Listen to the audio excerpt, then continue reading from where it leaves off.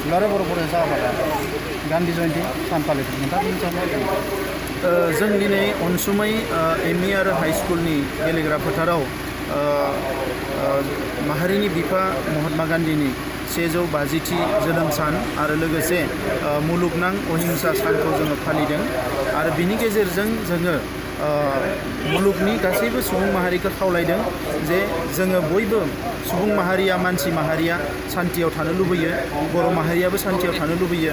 बिनिखायनो जोंनि सुबुं माहारिनि गेजेराव जायफोर जाथाया, जायफोर हाबाफ्रा, जायफोर खामानिफ्रा हिंसा लाबोयो बिसोरखौ बिनिफ्राय गोजानाव थानांगोन होननानै जों बयखौबो खावलायदों।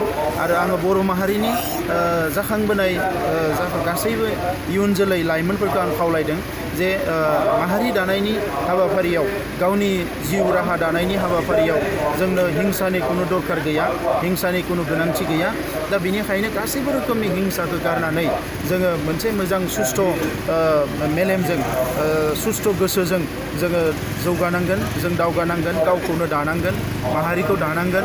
दा बिनिखायनो महात्मा गान्धीया जेरैबायदि बुंदों जे सोलायनायखौ लुबैयोब्ला गावनो सोलायग्रो, सोलायनायनि जागायनायखौ गावनिफ्रायनो जागाय। दा दिनै बर' माहारियाव जौ जुवानिफ्राय जोङो गोजानाव थानो थाखाय खावलायबोदों, खोमसि फोथायनायनिफ्राय गोजानाव थानो खावलायदों, बिदा फंबायनि गेजेराव हिंसायारि थासारिनिफ्राय गोजानाव थानो खावलायदों, गुबुन हारिनि मानसिफोरजोंबो हिंसा हिंसि मुगैलायनाय थासारिखौ फोजोबनांगोन।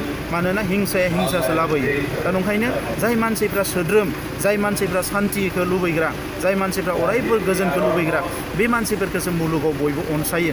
दा नंखायनो दिनै बे 150थि जि जोनोम सान फालिनायजों जोङो बेखौनो लुबैदों जे मुलुगाव सान्थि फैथों, जेंनाफ्रा जोबथों। दुलाराय बर' फरायसा आफादा आथिखालावबो बड'लेण्ड जेंनाखौ लानानै जोङो सावरायगासिनोबो दङ सरकारजों आरो लोगोसे सोमावसारगासिनोबो दङ। नाथाय जोंनि सावरायनाय आरो जोंनि सोमावसारनायाव जोङो खुनु रोखोमनि हिंसाखौ जोङो बेवहाय जायगा होआखै।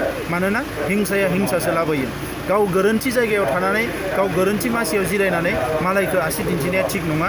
दा बिनिखायनो जोङो गावनो बेसेबां थार लामाजों आगान सुरनो हायो बेखौसो जोङो नाजादों आरो गासैखौबो आङो थार लामाजों आगान सुरनो थाखाय खावलायदों। थासारि जादोंमोन आरो बै समाव दुलाराय बर' फरायसा आफादा जों बेखौनो हमदांनो मोन्दोंमोन जे जेब्लायसिम जोंनियाव आयेन बेरेखा हाथियार थागोन आरो हिंसाया थागोन, जोंनि समाजाव अनलायनाया थानाय नङा, जोबलांगोन।